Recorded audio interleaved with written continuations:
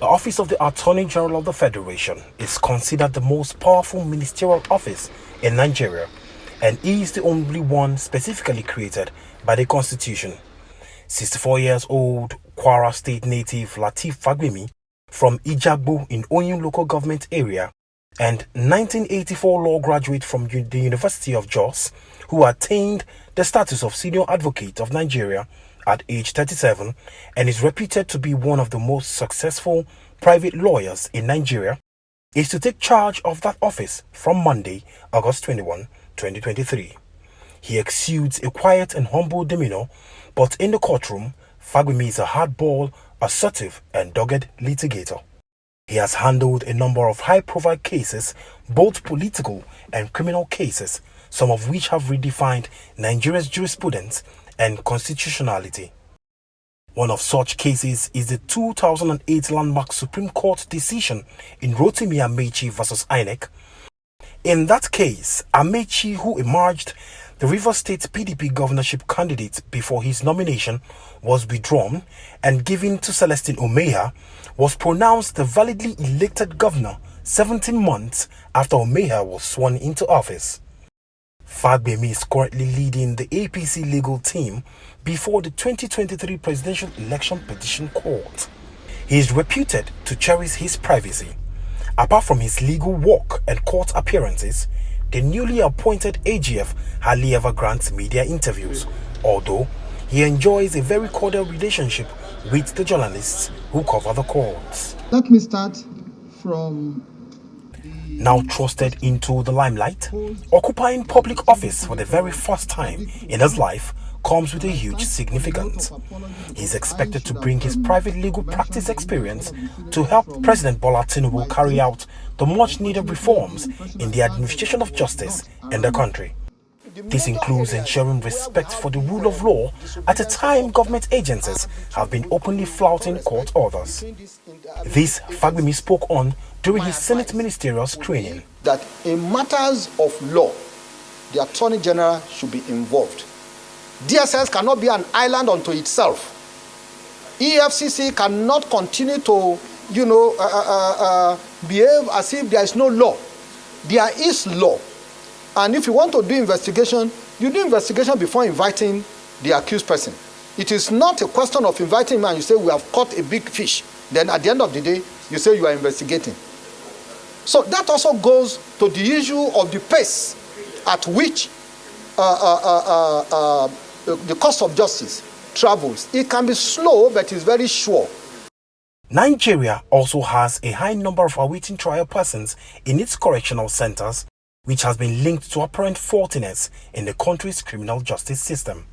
Fagbemi will have the task of clearing up the backlogs and coordinating investigating and prosecuting agencies to diligently deliver on their mandate. Prominent amongst these are anti-corruption cases, which has seen the EFCC, ICPC, the police and even the SSS play overlapping roles. Previous occupants of the office of the AGF had been accused of turning prosecution into persecution and micromanaging the agencies to its detriment for their own self-interest. During his screening, Fagbemi gave an hint on how he will deal with this. If I have my way, I will advise the president to unbundle. First of all, bring ICPC and EFCC together, unbundle them. Investigation should not be handled by the same body. There must be a supervisory authority within the same system. If there is investigation, it is another body. Prosecution is another body. It doesn't augur well to ask the same authority to, do investigation, come and do prosecution. That is where we have problems. The quality of lawyers in the employ of the Federal Ministry of Justice is also an area the new AGF must address. This has been linked to the huge amount of judgment debts owed by the federal government from cases it had lost.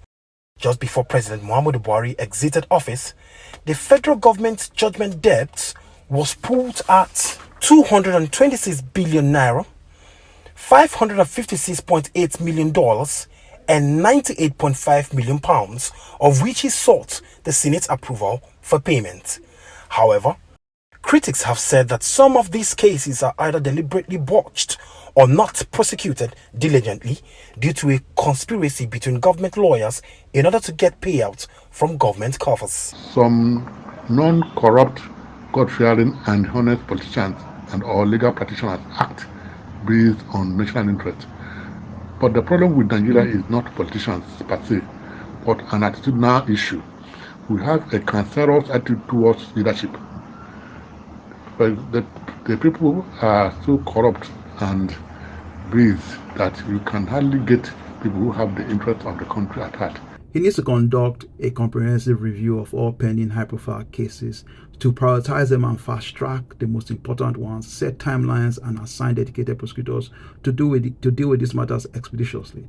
And as one who has been in private practice like the rest of us, he understands the importance of government agencies and all government apparatus obeying court decisions and court judgments. Permit me to also say, Fagbemi, who has also never been a politician, will have the opportunity to give legal counsel based on national interest rather than political interest.